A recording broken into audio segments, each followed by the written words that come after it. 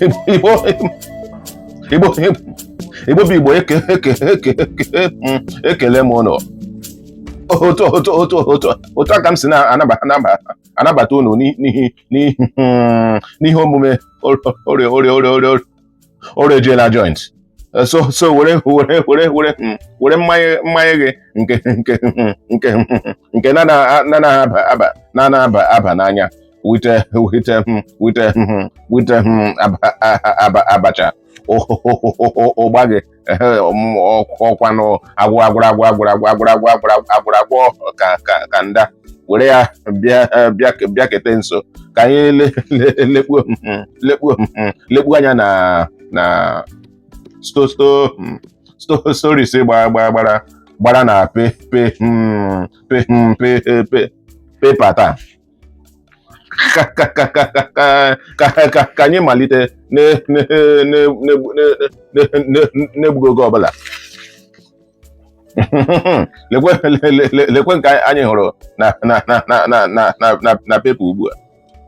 I will free Nnamdi Kanu as president. No reason imprison him over insults. He dished out on Radio Biafra. Peter Obi ọ ka mma ya ekwuo ihe nọ ya n'obi. Ọhịa mere ọtụtụ mmadụ jiri hụ ọwụ hure Peter Obi n'anya. Ọhịa mere ndị mmadụ jiri hụ ya n'anya. Ọ naghị ezo ihe ya n'obi. O nwere reason gọọmenti our country jiri kpọchie Nnamdi Kanu n'ụlọ mkpọrọ na-awụghị ihe ndị o kwuru. Ha sị na ọ kparịga ha. Our country is a zoo country. Ihe mkparị ile ihe mega na the country. Nke ebuola ego. Agwọ elu ego. O nwere zoo ihe ịnọtụla nke na agwọ na-ebu ego. Even self o nwekwere mgbe oke Belgium chụpụrụ president n'ọfịs ya na this country. Zoo ọka ya mma. Ọ dị mma. Lekwe ihe mgbe gbara na pepa. Shock as Nigerians reportedly drop account numbers for bandits giveaway on TikTok live as they receive credit alerts in minutes. Enwere bandit ndị nọ na TikTok eme giveaway site na income ha nwetara from ransom. Just like onwekwe n'ebe amụ onwe amụ onwe ebe ha mụtara ihe a na-awụ from ndị nọ na gọọmenti because obere ihe ọbụla ebere ekidnapụ ụmụ akwụkwọ ha ga ebe ahụ ha distribute rice ihe ọbụla mere n'owo rice giveaway ebe ahụ amụtaziri giveaway a na-eke ya so onye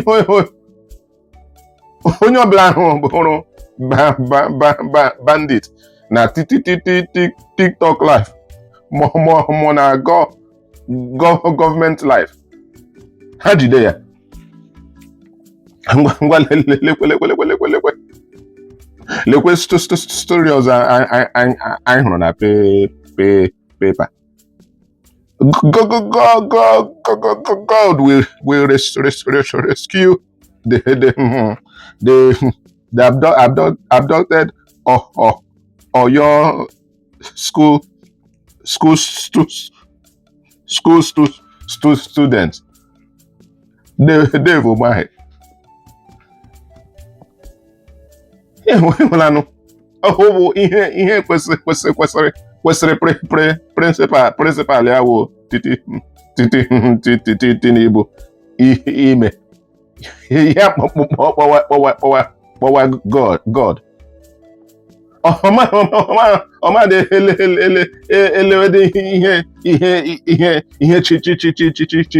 Chineke kwesịrị ime o kwesịkwara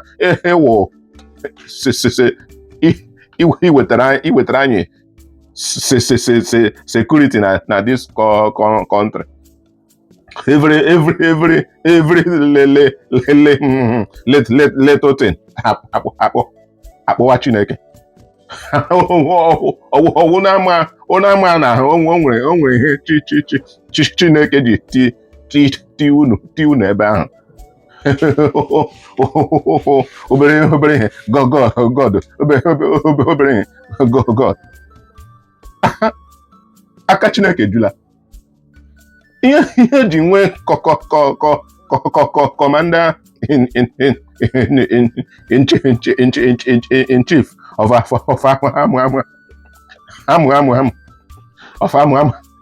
armed forces woka ochekwa the country. Ngwa lekwe story ọzọ gbara na paper. Borno government reintegrates 720 repentant terrorists back to the society. Ama m ihe ngoro ugbu a na-asị repentant terrorists. Onye ziri ozi ọma, onye preachiri ha confirm zie na Jesus azọpụtara ha pụọ na mmehie. Fada Mbaka kọwụ pastọ Kumuyi onye preachiri ha ike this country agwụla m. Highlighta ihe gbara na pepa. Anyị agaghị ala taa. Aha m bụ ọsọ ga-eme ka ọ dịkwa ka anyị ahụ gị.